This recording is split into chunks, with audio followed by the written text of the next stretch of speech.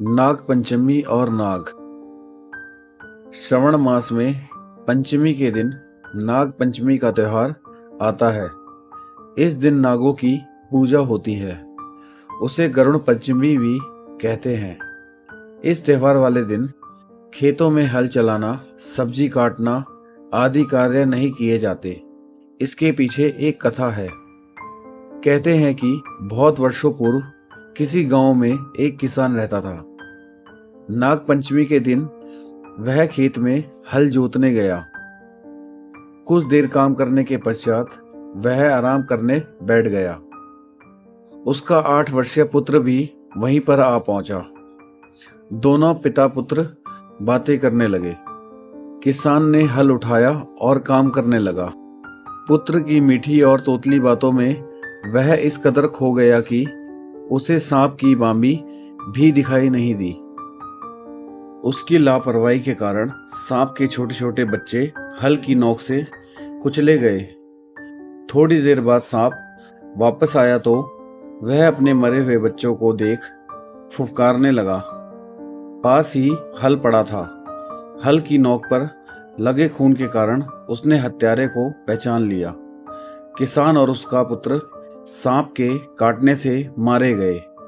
सांप का क्रोध तब भी शांत न हुआ। वह किसान के घर जा पहुंचा। किसान की पत्नी नाग देवता की पूजा में मगन थी।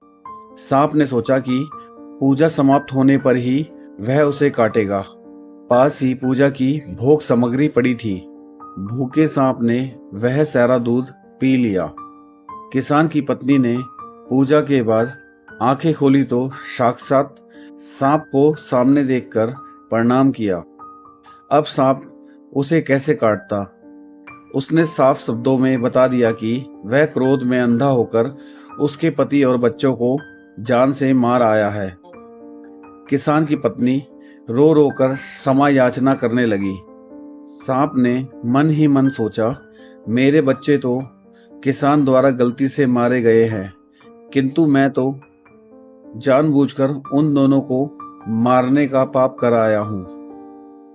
उसने किसान की पत्नी से कहा, शीघ्र चलो, मैं तुम्हारे पति और पुत्र का सारा विष चूस कर उन्हें जीवित कर देता हूं।